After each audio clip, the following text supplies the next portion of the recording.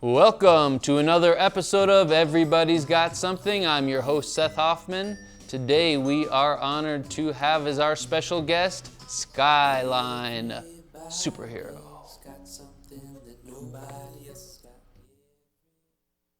Superhero time.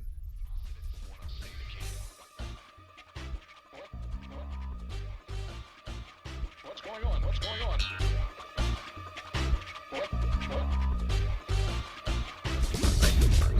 What's up, people? I'm SKYLINE. Now, I've worn a lot of hats in my life so far. I've had 28 jobs. Yeah, it's a lot. And these weren't just normal jobs. Like, sure, I've flipped some burgers in my time, but I've also been in private security, air traffic control, and the military, all while still learning various martial arts. I always wanted to be a superhero. That's why I chose the careers I did. But I always assumed you needed to be a billionaire like Batman and make cool technology nobody else had. That or get real superpowers. But somewhere along the line, I learned that hundreds of people have been going out there for decades now. Some with less money, armor, or experience than me. And they're still helping, and they're still making a difference. So if so many of them can, right here, right now, then what's holding me back? So before I became SKYLINE, I was actually a rapper. Wow. Well, SKYLINE, first off, incredible honor to have you and to get to know a real superhero. Oh, thank you. Tell us about yourself. Tell us how you got started. Well, as the video was just about to go on to, I used to be a rapper. I used to make music, and honestly, I had kind of a secret plan. I was going to make a buttload of money with the music thing and dump all of that into doing a Batman thing. And I ended up learning that, well, in the real world, you don't really need batarangs or like crazy grappling hooks or anything to just go out and help people. Yeah. Most people don't need to get punched. Most people need food or Narcan or something. Yeah, So like, yeah. it doesn't take like a tremendous amount of effort to just offer a hand to people. Yeah. It's pretty simple, actually. And have you always in your childhood, were you the type of person who was like, oh, how can I help you? Or was that something as you got older you thought, oh, what can I do? Oh, my grandma made sure I was always lending a hand somehow. And that and just the media I watched really instilled that into me. I was a big fan of Spider-Man, huge Spider-Man fan. And I think that's kind of what ended up sparking this. But it really took off more when I was like 10 or so, because I was a little rebellious against my grandma, because I grew up with her. Okay, yeah. My mom lost custody of me when she was young. She used to do music. She was going on tour, and lo and behold, I ended up going into music too. Yeah, so, yeah. like mother, like son, I guess. But Yeah. while she was on tour, she lost custody of me to my grandparents. Yes. And I'm gonna leave a little bit of a trigger warning for the superhero origin story because it's a little violent. Yes. But so I grew up with my grandparents, my uncles, 3 of them actually. Yeah. One of them took his own life in 2009, and shortly after that, in 2010, or I might be mixing up those years, but Yeah. But my other uncle with schizophrenia Yeah. had a bad episode. He Yes. was in the process of swapping medication, Yes, and that could be yes. dangerous when Yes.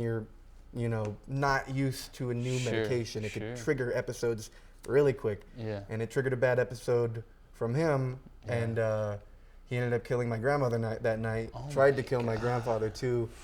I ran away. I hid in Were my you bedroom. you were and like around for that? I was 10. I was around. My I ran off to my bedroom. Not too long My before that, I was playing Club Penguin. But I had a third uncle. He was there as well, and he wrestled my uncle out to the backyard. Then he came back, tried to check on me, but I just held the door shut because I didn't know who it was. Of course. I mean, Until God. he yelled, like, "Stay put. Yeah. I'm gonna go get help." Yes. Then I didn't stay put. Yeah. I ended up leaving the house and going to the neighbors. The cops showed up like 2 hours later. They were not there on So time. we need superheroes. Right. So where did you go from there? I mean, if you're I shut I mean, down. I shut down for a long time, to be honest. Like, I didn't cry imagine. about anything. I didn't express how I felt. I didn't share any of that for a long time.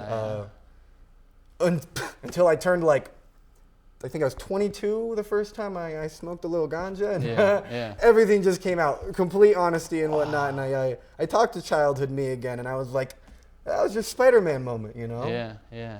You know, actually, that line, the great power comes great responsibility line, it means a lot to me because people think that you need that great power for that great responsibility. People will, turn a blind eye to the smallest of problems because they think it's not my problem. I'm better than this tiny little piece of litter. I don't have to pick it up. Yeah. But what happens when somebody else gets careless because they see, clearly this is a trash can when it's a floor, and they toss their own litter. More people toss there. It gets, negligent, and it becomes a bad part of town. Yeah. And, you ignoring that's on you too. Yeah. Even just a little bit. So even taking that first step, that some people, that's insignificant to throw that away, but exactly, it's like whatever you do is contagious. If everybody wanted to do the little things to help, it would really, just spiral into a better community overall. Yeah. That's the main reason I do this in a costume, because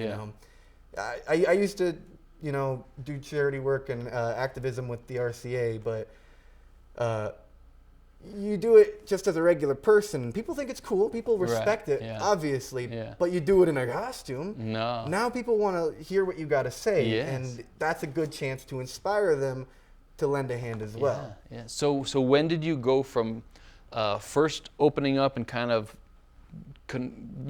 expressing and dealing a bit with your past, and then to decide, okay, how can I make such a difference in the superhero way? What was that process like, as far as like, I'm going to get a costume and all this? I think honestly it was kind of a slow burn, and in comics and movies they'll be all like one big insightful moment that creates everything, and it's just from 0 to 100, right? Yeah. In real life, quite a few years, I feel, really built this mentality. Yeah. Because if I had, gone about a normal life, I probably wouldn't have been so, I guess, rebellious against what people tell me I can and can't do. Yeah. So I guess we'll continue with that superhero origin story. After I was 10, I was given back to my mom, actually. Okay. Because, my grandpa, he fell into a deep depression, and my mom was always trying to get me back into her custody, and that was it. And do you remember? And did you want to go, or had you by that time? Yeah, absolutely. Because I loved my mom. I still love my mom, of course. Yeah. But I would also soon learn why she wouldn't have custody of me. Yeah. Because when I was 15, they said they were going to go for 2 weeks. Because my nana, she got my other side of the grandma. Sure. My nana. Yeah. She had some surgery she had to get done, and my mom and my stepdad, they were all, we'll be right back. We'll be back in 2 weeks.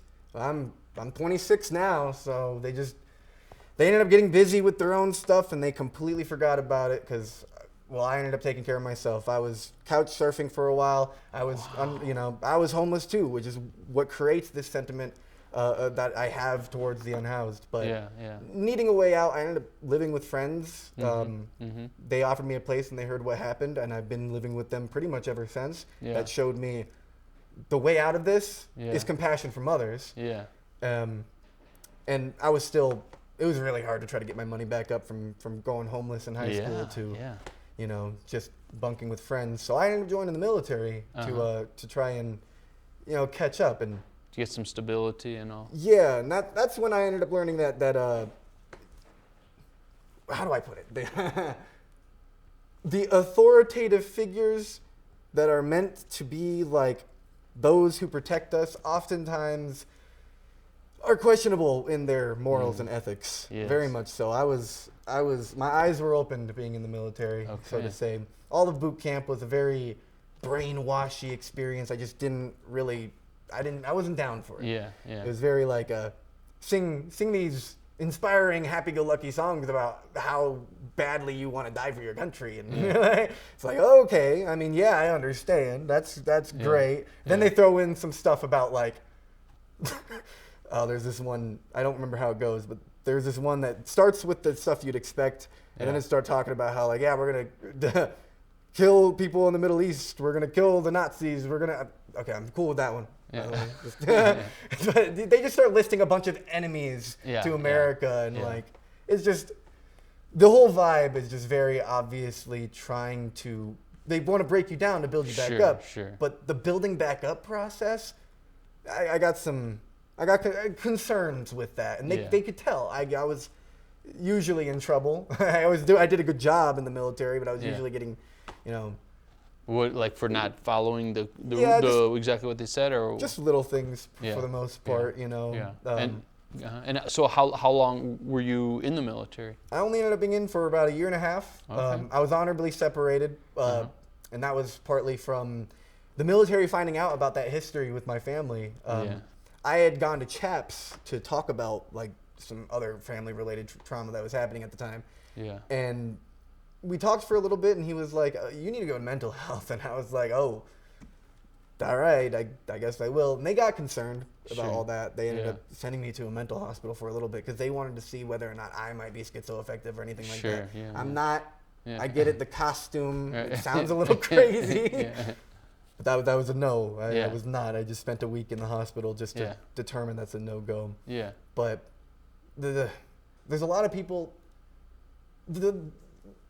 The actual military itself is full of people who clearly are bigoted and hateful, and they'll be loud and proud about that. I wasn't for it. There's a lot of people who join the military because they want to kill. That's like that's what they say. They're like, I can't wait to legally kill somebody. And it's such a prevalent idea that there are YouTubers who will make guides on how to be a grunt in the military, like how to do your ASVAB to be a grunt so you can kill, because it's just. What do you mean to be a grunt? What does that mean? That means you're, boots on the ground, frontliner. Gotcha. You're the dude. You're gonna actually be the one doing. Exactly, and a lot of people in the military want to be that, and I found that wrong personally. The bigotry, the way people acted about progress and minorities in the military. I was it was at that moment I was like, oh, like I don't want to kill for this necessarily. I have a lot of respect for a lot of people who were in the military with me as well. It's not everybody, don't get me wrong. There's plenty of people like myself who are there out of necessity, or they truly believe that they're doing something good until they learn that, it's not so great to just instill our will on the rest of the third world, as we like to call it. Right. Give them democracy or whatever. Give them democracy as we plant, a dictator with the CIA into some other country. Yeah. So, I mean, in a way, I think some people maybe have this idea when they join the military, they're going to be sort of like a superhero, and you were sensing this is not. It was not feeling that right, but you found your own path to it. Pretty much, yeah. I got out. I was starting to do my own thing. I mentioned the music thing, and I was like, I joined because I did genuinely want to help. I was in private security before that as well. It didn't pay enough.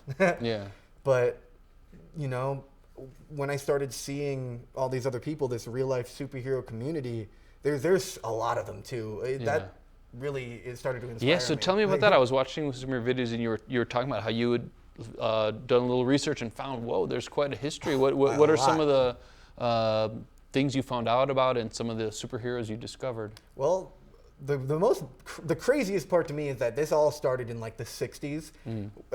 There was this environmentalist superhero named the Fox.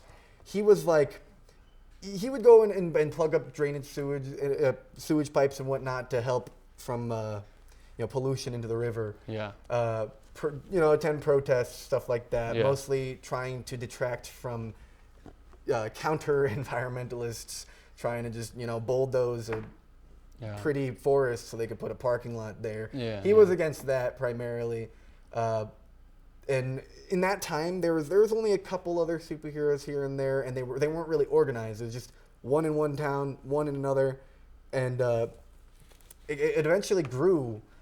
And around 2010, when Kick-Ass came out, that really just skyrocketed the whole community. And Kick-Ass is a superhero? Kick-Ass is the superhero movie that came out in it might have been 2010, 2011. I might be getting the date wrong, but it was about the real life superhero community. Actually, it was about this kid, Dave. He's a nerdy high schooler, and he's like, hey, how come nobody's trying to be a superhero? He puts on a costume and starts doing it in real life, and things things just get crazy real quick, right? It's a fun movie. If you haven't seen it, No, I watch wanna check it Kick-Ass. out. It inspired this whole community. Wow. The community existed beforehand, Right. and it Kind of united inspired them, it. or yeah. Yeah, exactly. That's when the term RLSH became a thing, which stands for real life superhero. It's not like a organized group per se. It's more like a clique that other people call them. If you go out dressed like me and start helping people, people online are going to start calling you RLSH whether you like it or not. That's the kind of thing. Gotcha. But it did help unify this idea online and start creating forums and everything. Yeah. And especially with this one hero, Phoenix Jones. He was really popular in 2012.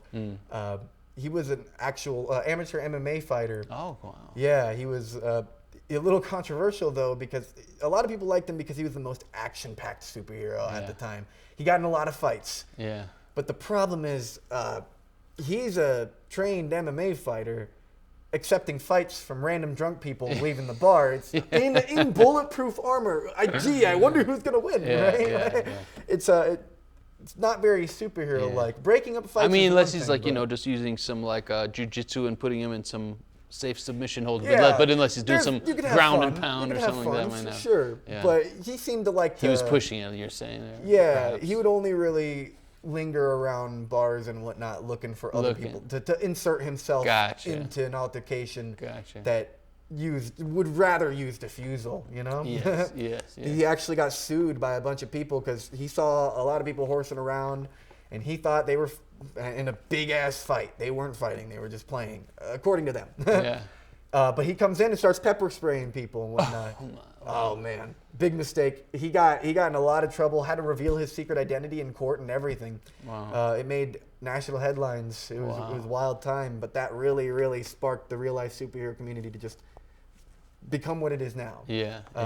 It died down when in 2016 that same Beacon superhero was caught selling Molly to an undercover cop. So I guess you either die a hero or live long enough to become the villain. Yeah, wow. That's poetic.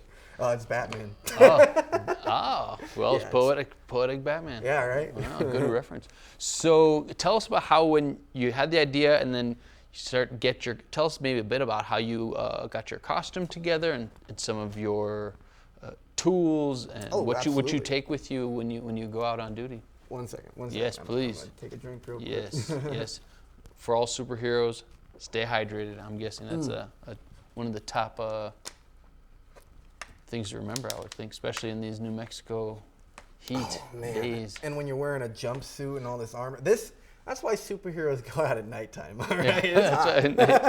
That's funny. So it's not just because they're looking for crime. It's much more there's more the weather to is suited. Yeah. So it really, I got cued in on how to really do this by this dude named Devil of Brooklyn. Okay. He's been doing this since 2001. He's been his story is crazy. Another trigger warning because he was attempting to take his own life through vigilantism. Yeah. He was in a depressive episode and he thought, and we're seeing a little bit of a this was my first test patrol. This was after I got my gear all put together. Okay. So tell us a little bit about where you are here and what this night was like. So this was just a neighborhood just far out in Rio Rancho. There was a friend of mine who was talking about how she had like random taggings and people vandalizing her property, knocking down the bricks off her wall, I guess, stuff like that. Yeah. So I told her, hey, I'm trying to go ahead and do some safer patrols right now to see if my suit's going good. Yeah. So that was it. That was the place I had to go. Wow. Okay. Because I figured I'm probably not going to run into anything crazy out in Rio Rancho, Yeah.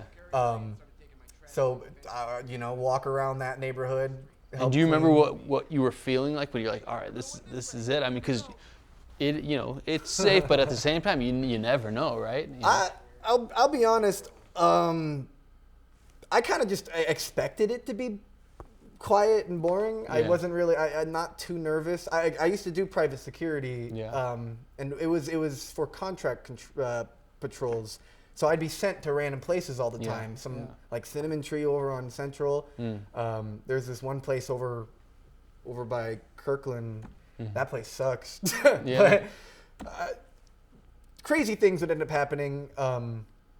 I've helped locate active shooters there before. I helped find this one girl who crashed a stolen vehicle and hid into this apartment that she was holding this poor old dude hostage in. But the cops didn't know because they're not regulars there. I happen to know that she regularly goes to apartment 245, so I put my ear up to the door and I was like, I could hear her in there, and I went back to the cops who were clueless in the parking lot. And they were like, oh, they didn't say thank you. They didn't say thank you. One person said thank you. Kind of like off. They said thank God this place has security. That was it. They didn't thank me, of course. That's fine. That's fine. I just find it kind of crazy that there's a whole entire parking lot of cops who are just, they get the information on this girl that they were just looking for. All of them just bail. And then I'm like, oh, I need a VIN number for my report too.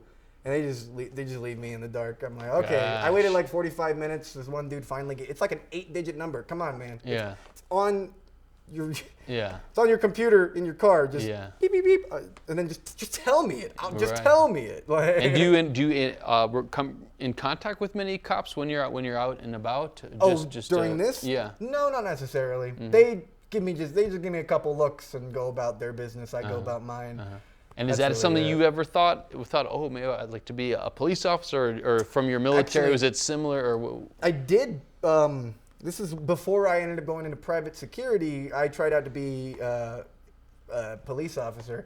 I was going to do police service aid because at the time I was too young. But at the very end of the whole screening process, I passed everything. I was ready to go. And then I failed the background check because of my credit score.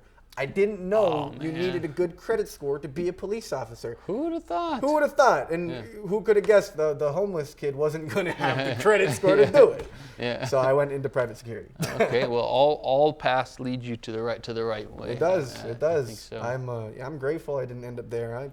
Little 19-year-old me might have fallen for their brainwash.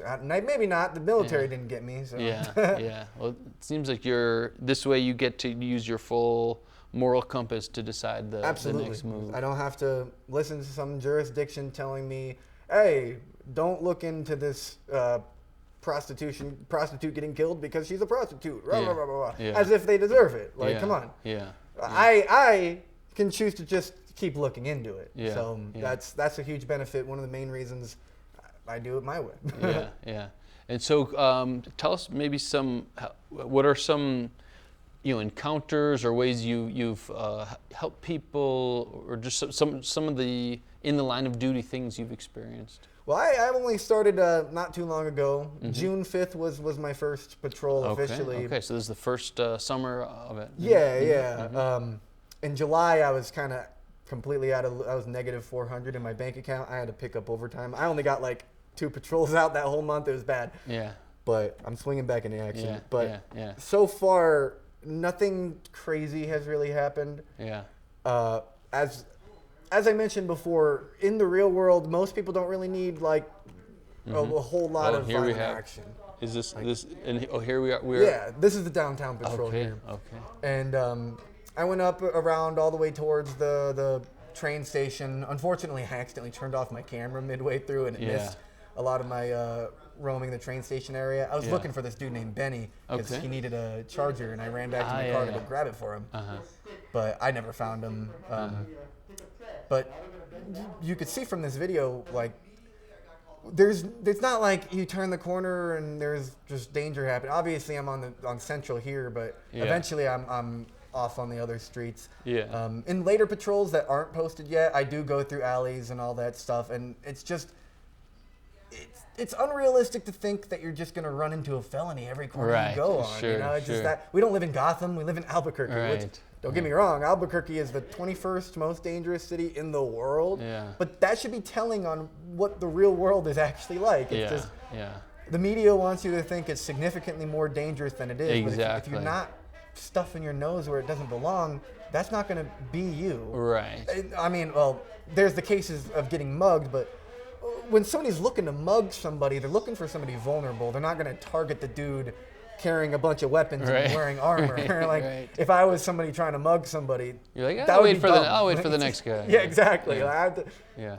sure, it could be just some dumb cosplayer, but Yeah. look, he's got a baton on him and a taser. Like, what is that on his waist? Like, I don't want to find out. Right. Just wait for the more vulnerable person, Yeah. which is honestly might be somebody doing the fent ban, zombie style. They're very vulnerable. Yeah. People will just kind of turn a blind eye, but one of the protocols I want to implement is sticking nearby and keeping an eye on them, because somebody else could see that and see that as a good opportunity to take their Right. wallet, for Yeah. example, Yeah. steal from them while they're completely out of it. Just because they're in a hard part in their life on drugs right now doesn't mean that they don't deserve protection from petty crime from somebody else, right? Yes. Yes. So that kind of a thing is important to look out for. Vulnerability. Don't be vulnerable when Yeah. you're out walking. That's how you get mugged. Yeah, I mean that's part of what you're in your time as a superhero. You could probably educate a lot of people just how Absolutely. to not be a easy target and that sort of thing. That makes a good segue to talking about my gear here a Yeah, little bit. tell me because, about it, I've please. got these 3A plates here. I feel every U.S. citizen should get plated up here. These are hard plates. They're kind of heavy. Yeah. But these would be one of the cheapest things you could probably get. If you want to pick them up, you can see the weight Yeah. on those. They got a good heft to it. But there's levels to it. I would recommend most people get a 3A, because 3A is going to stop pretty much anything you're going to see on the streets. You go over that, you're getting into like military grade Yeah. stuff. When it comes to getting shot, most likely you are going to get shot in the chest and get hit in one of the vitals. Obviously, the head is the most, dangerous spot to get hit. You're probably most likely 99% of the time going to die getting shot in the head. Yeah. That's just basic logic.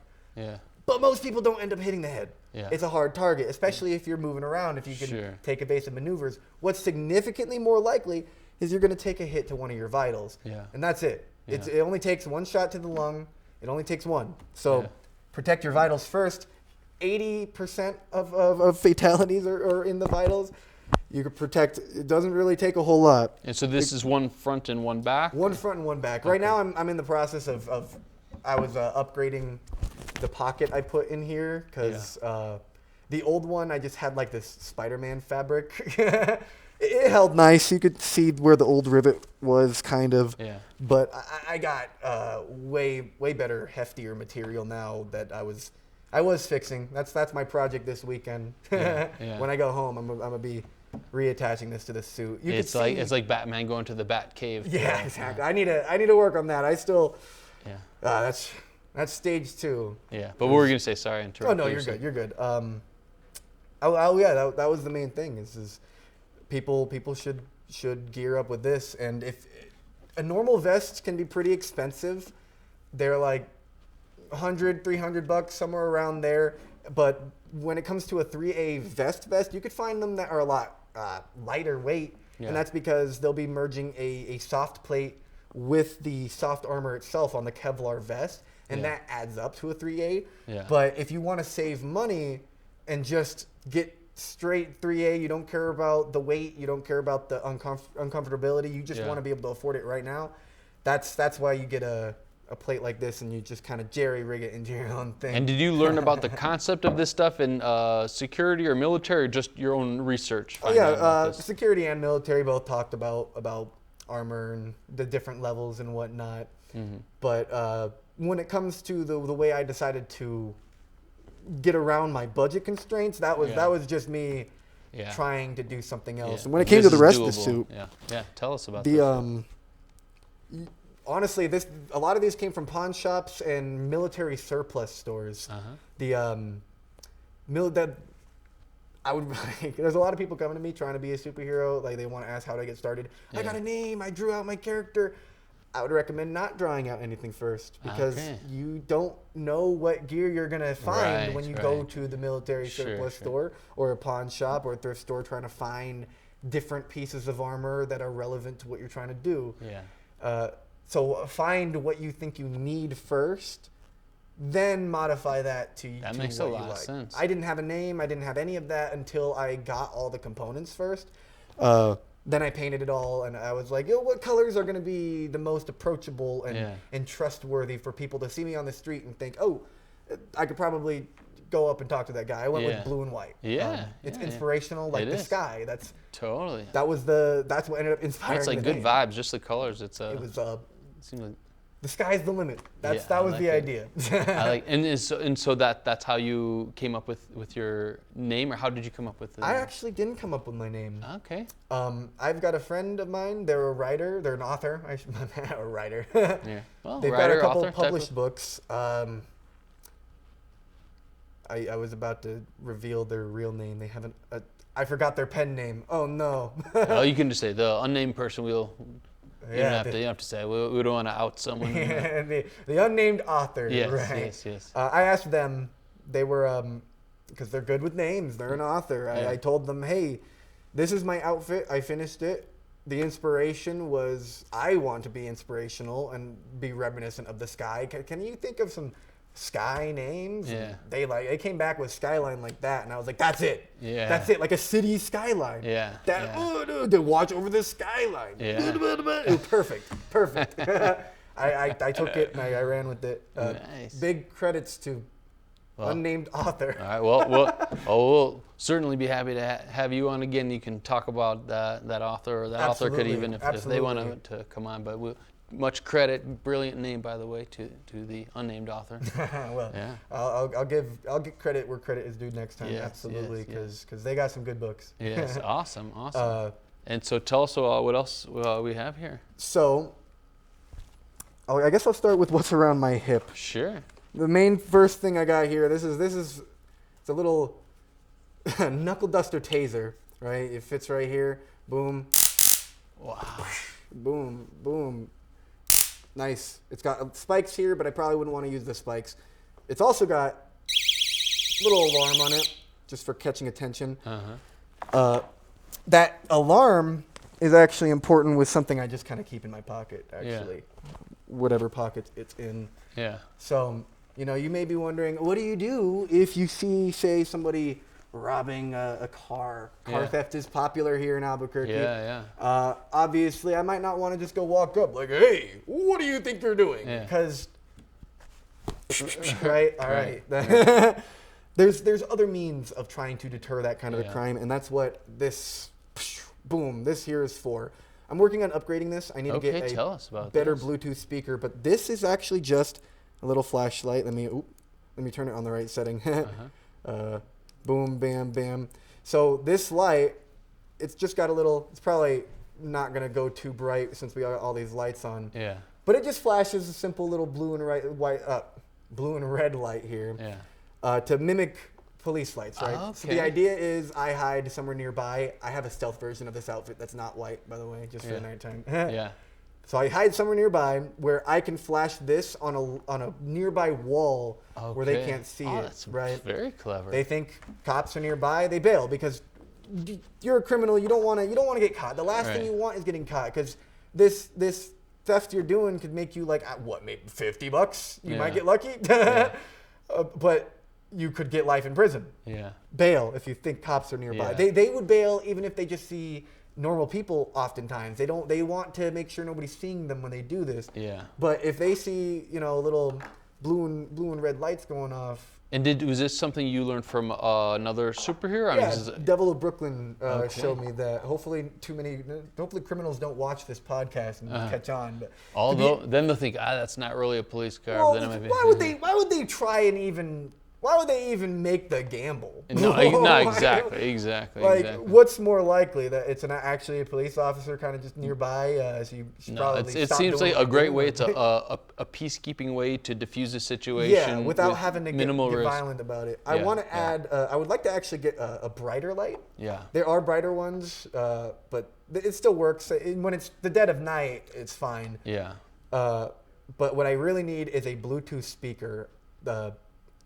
Just that one. That way I could play like a loud Bluetooth speaker and play an actual police siren on it, because this doesn't really.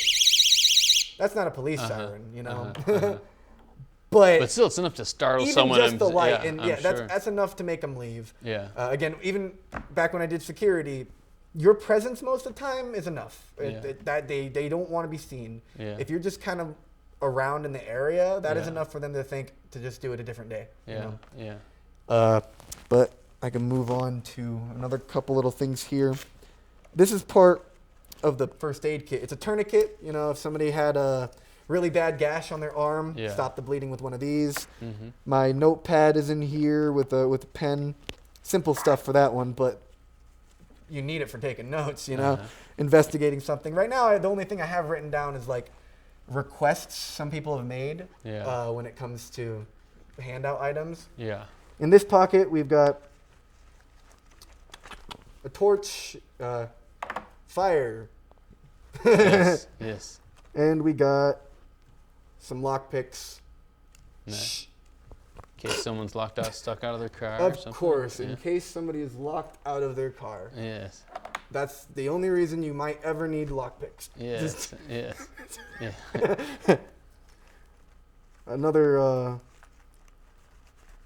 I'm just going to leave this Yeah. for now. Sure. No problem. There we go. And then, of course, we have the first aid kit. I'm not going to, it's on my back, so Yes. it's kind of hard to whip out. But it's got your usual first aid things. I also have Narcan in there, 4 things of Narcan. And what is it? What is that exactly? So Narcan is that little nasal spray you have for when somebody's overdosing. So Okay. if they're out cold, you spray them with some Narcan, and it's going to jolt them awake. Like, you could actually get it free at some clinics here, Yeah. but for the most part, I think Narcan is probably one of the most important things to carry on your person. I haven't had to use it yet, Yeah. fortunately, but on my very first night as a security guard Yeah. a couple of years ago, that was the very first night. Somebody came up to the little guard shack I was sitting in, and they were in the middle of having an overdose, and I had to stick with them and everything, wait for ambulance to get there. And of course, it's at the very end of a 12-hour shift too, but nonetheless, it's a very common occurrence here in Yeah. Albuquerque. Yeah. Yeah. So Narcan is probably one of the most important things I carry on my person. If there was only one thing I carried at all, it would be Narcan. Wow. But if there was only 2 things I would carry, it would then be my extendable baton staff here. Okay. Can we? Let's see if I could Yeah. get some room here to kind of whip this out a little. Yeah. I'll swing it that way. That's one side. That's the other side here. Wow. Becomes quite a lot longer. Wow. I don't want to mess up my mic. Yeah. Let's see. But the thing about, a staff, look how much range I got. Wow. Here. That's so much That's more range incredible. than you have. And the thing is, it is essentially extending my punch, right? Yeah. So if I'm like, right, throwing a hook here, that energy is going to the tip of this baton. So you got to drive it with your hips, really. Yeah. And this thing's deadly. Yeah. I can't really put it away now Ah. because it's a baton. You have to requires hit me it real hard. Yeah, I'm and gonna have get to slam it on concrete for that. Yeah. But that's okay. Yeah. But I really do like this weapon. I don't think I have enough room here to give it a little. Yeah, no, I'm not gonna do that. You could see spinning in some of my videos. We could do. I mean, we could do. We could have a little. Oh, yeah. Right over there. We could take a short little break and do a little. Maybe in a second. Maybe in a Okay. second. Yeah. No pressure. No pressure. No pressure. Just. You could tell I'm going to be making some tutorials and whatnot for how to Yes. spin a staff. Yes. Spinning isn't the most crucial thing for an actual martial art, Yeah. usage of Well, a I'm staff. sure it but- would dissuade someone. Oh if yeah, they it's see, like, good crowd "Ooh." control. Yeah. But I have another thing for crowd control. See, a user asked me, what happens if you just take the staff? First off, I would like to say that's hard to do. But it is possible, and it brought up a good concern I didn't think about. Yeah. Which is why I then added a chain whip. Boom. It's very easy to conceal and keep on my person. Yes. But the thing about a chain whip is, let's say somebody does manage to take my staff, or they happen to have their own staff-like weapon. Sure. Sure. This is a direct counter. Why? Because it is a flexible tool.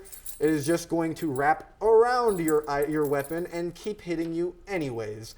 So if you take my staff, that's bad news for you. This just gives me the perfect lever for it to just pretty much always wrap around and keep smacking you.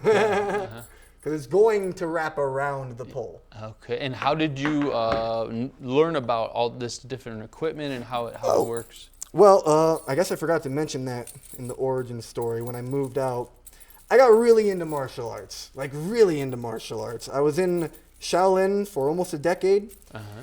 And so Shaolin does a lot of practicing with various different melee weapons, and so I just figured I wanted one of my favorites. I use staff a lot. Staff is one of the best melee weapons. Obviously, there's still the problem of guns, but I'm not bringing a staff to a gunfight. Right. This is a last-ditch effort in the event of a knife attacker or something like that, right? Sure. Not for a gun situation. There's Right. completely different protocols for that. And I'm going to make a video about concealment versus cover and what you might be able to find in an urban area, like big pillars in a parking structure or the block of an engine. Don't hide behind the doors. Hide behind the front of the car, behind the engine block itself. Okay. That kind of a thing. Interesting. It can be a little iffy, difficult to find like real cover sometimes in person, but I won't get into all that. The main thing is that's for last ditch effort in the event of getting jumped or getting a knife attack or a baseball bat, those kind of things, right? Yeah. Because generally speaking, you don't want to get in trouble, right? There's a lot of things will count as assault. Sure. You can't just, whip it out because somebody's just graffitiing a wall. That doesn't. You can't do that. That's honestly, they could be putting something cool up. You never know. So just, it's kind of for show in a way because people will see it on my back and know I am armed with that. But it is not the first thing to go to. The first thing to go to would be actually pepper spray, which I don't have on me. Yeah. I have it leaked on me somewhere. Yeah. That's why I took it off. I need to get new pepper spray. Yes. But pepper spray is overpowered, all right? People think tasers are scary. Pepper spray is way scarier. It hurts. It hurts really bad. And how were you? Was that part of your training to know what it's like, or just how did you experience knowing what that's like? For me, by accident. Okay. In the military, you do a gas chamber test instead, not a pepper spray test. That would be in police, Okay. Some rates in the military have to do a pepper spray test, but mine didn't. I was an air traffic controller. But the thing about pepper spray is that it's a chemical, and it's going to react to your sweat. It's going to react to water, and it stays. So it's going to hurt a lot the first time, and it stings your skin too, not just your eyes. It stings everywhere. Wow. It's going to reactivate when you get in your shower the next morning, and it's going to hurt all over again. It's going to hurt for the next week. It sucks. So you do not want to get pepper sprayed. You do not want to get pepper sprayed, but if you want to protect yourself, get pepper spray. Yes. Pepper spray is one of the best things to get, I think. Yes. Don't spray it into the wind. No. Yeah, back spray is bad. If you can, put on some glasses or something. In my bag, I actually have some PPE gear. Okay. And what does that stand for? Personal protection eyewear. Okay. I think equipment. Well, Eyewear. Eyewear is a type of equipment. It is. I happen to be looking at my eyewear right here. Okay. And then finally, boom. This used to be mounted onto the side of the backpack. Okay. But I mentioned I'm trying to get rid of the backpack. Okay. We got some problems when it comes to the backpack, but I got a small little fire extinguisher. That's not for larger fires. That is only going to cover like maybe a trash fire or the start of a bush fire. And it's only going to cover, covers B and C type fires, which means that it also covers A. A type fires are just going to be like ash, things that come from carbon emissions. B and C, however, those are going to be both chemicals and electrician. Like if someone their car starts on fire a little bit. Yeah, so if you only had a type A fire extinguisher, you're not stopping that fire. Okay. So fortunately, if you just get a type B and C, that's going to stop type A as well. Just B and C, all right? Okay. That's superhero tip. Okay, good to know. Good to know. You are not stopping a D fire with anything that you own in your house. That's Yes. going to be like an oil fire type stuff. Yes. We had to learn firefighting in the Navy because when you're on a ship, you don't have a firefighting crew. You all are the firefighters. Yeah. But I'm working on ways to reallocate my gear onto just my person and not have a backpack. Yeah. Because the backpack is just too bulky. I used to carry my handouts in the backpack, but the Extreme Justice League gave me a wagon. That's a whole story. I met with the Extreme Justice League. So they're one of the oldest superhero groups in the world. I mentioned that this whole thing has been going on for a lot longer. Yeah. So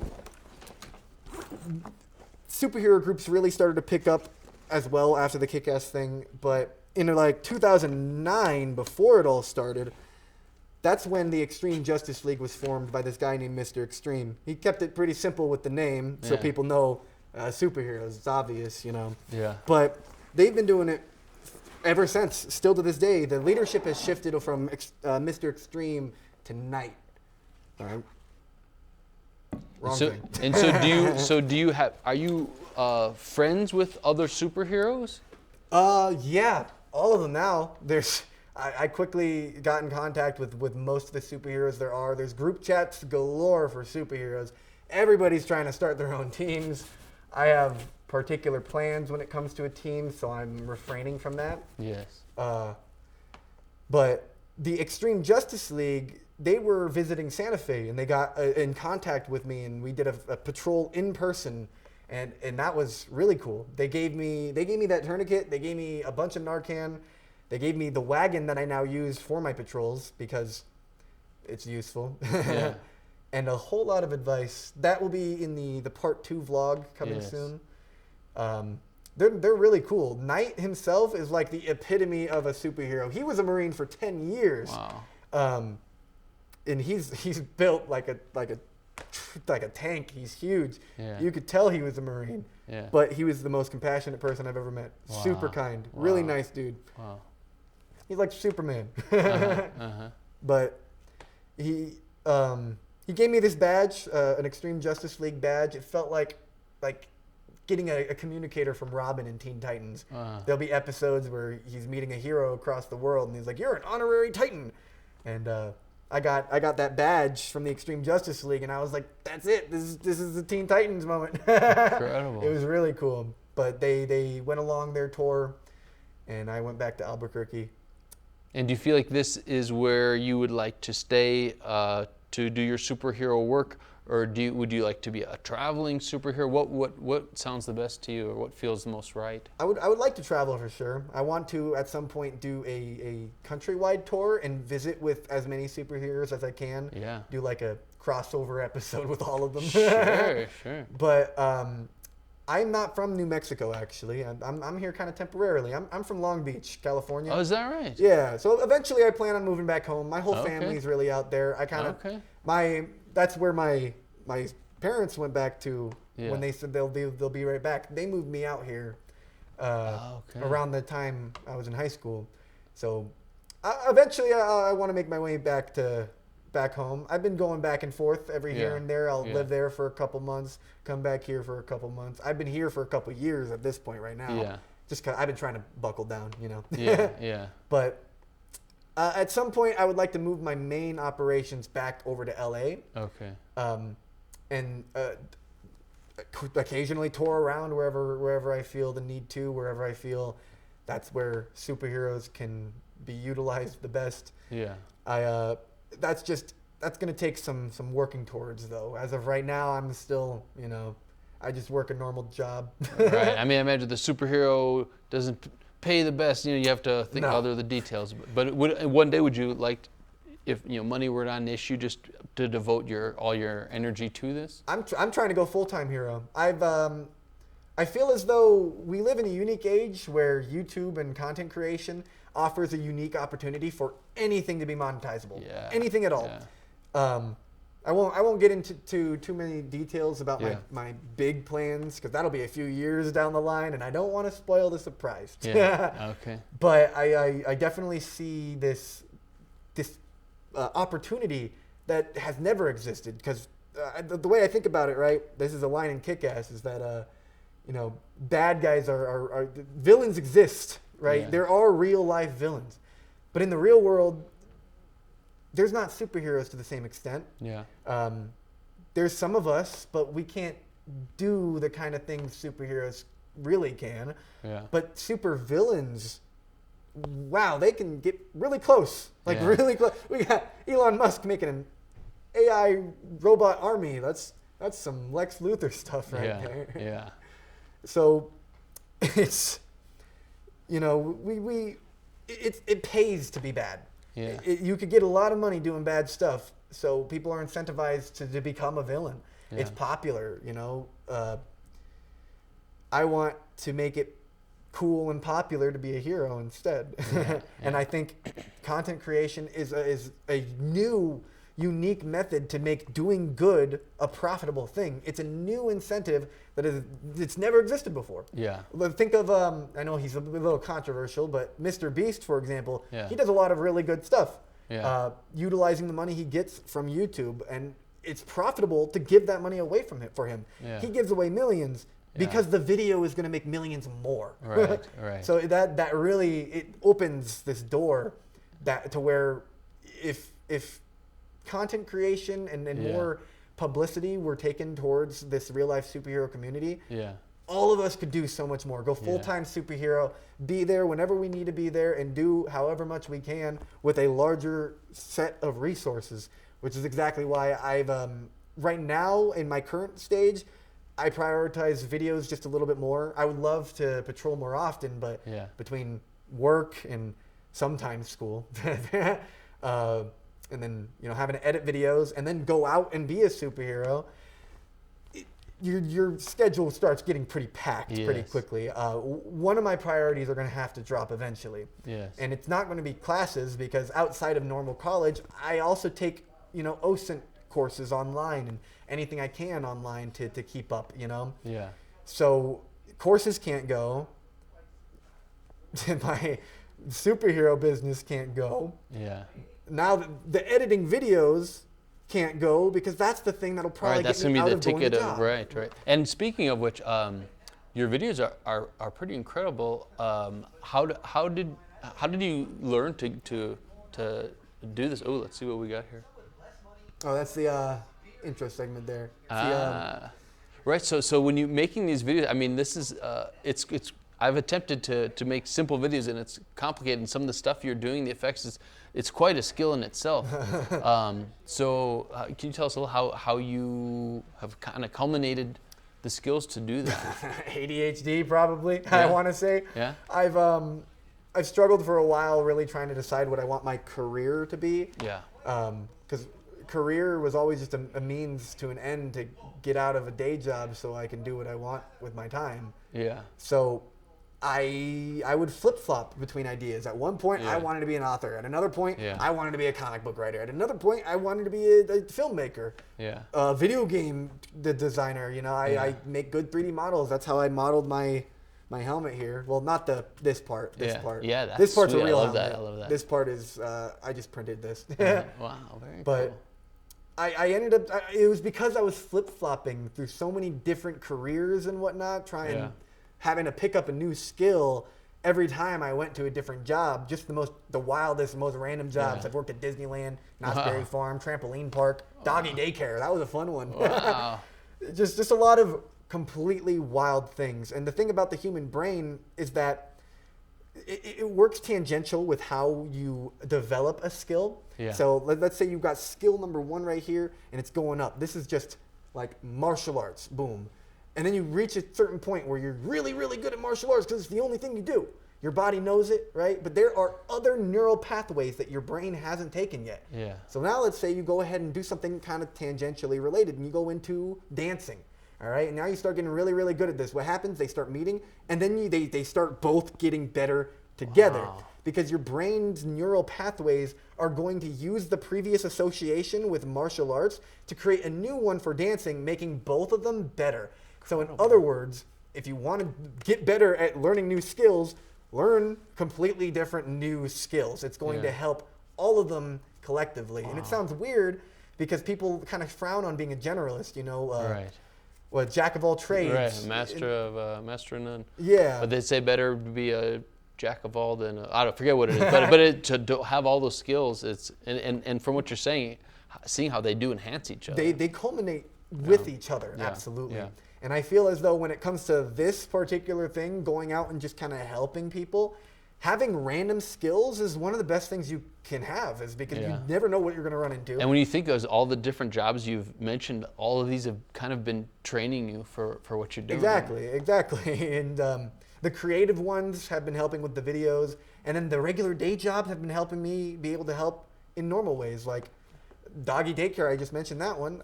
Because of doggy daycare, I could be more compassionate, and dogs trust me pretty damn well because I know their body language, how dogs do that, you know. So all of those things, they're just random things.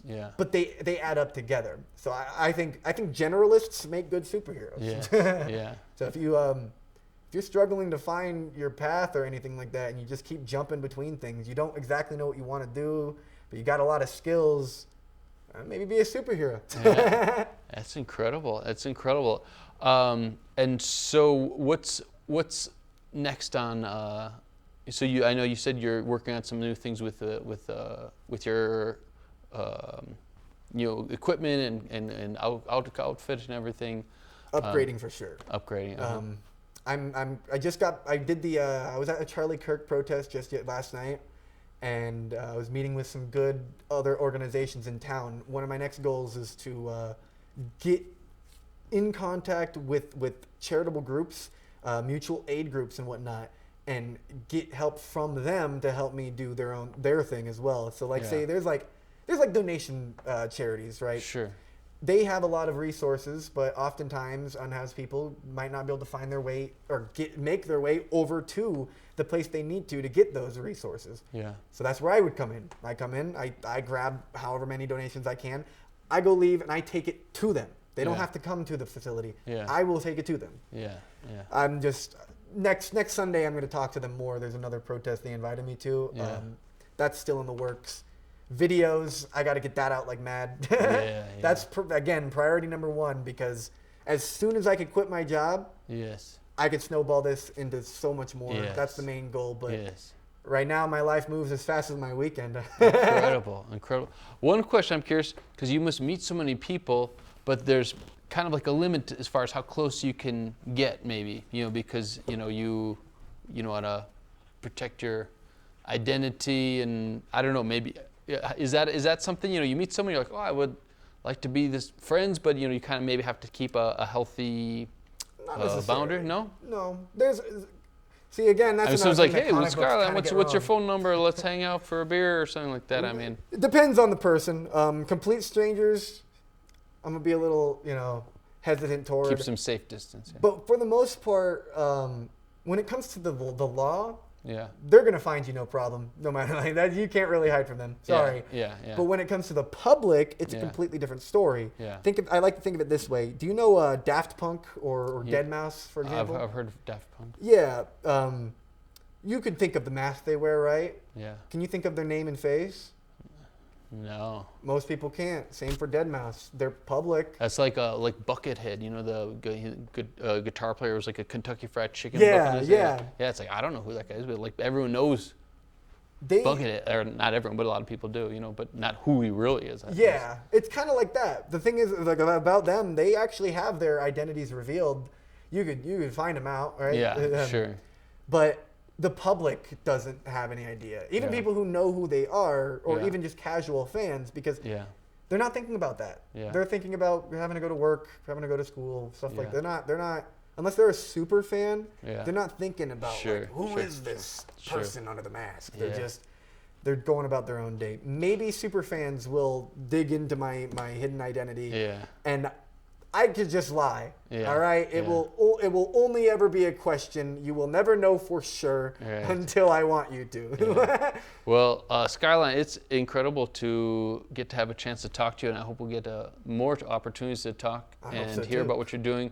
I wonder if you could leave us just with some closing words. One of the things I'm most impressed with all these things is just your compassion, just for people who are not going to, it's not like, oh, I'm going to help this person because they can help me. Just your compassion for people who have nothing necessarily to offer you, but that, I don't know if you could just leave us with closing words of compassion, which I'm very inspired by you from.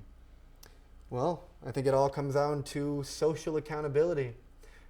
We live in a very individualistic world these days. Everybody's kind of in their own little bubbles, but it's about time to pop those bubbles and realize we're all in this together, and the best way to a positive future is by helping each other. And the thing is, doing good when nobody's looking, it's not just good for you, it's going to have side effects that you can't possibly foresee. Yes. The butterfly effect. You'll never know the good, how your actions end up affecting other people, good or bad. So make sure they're good.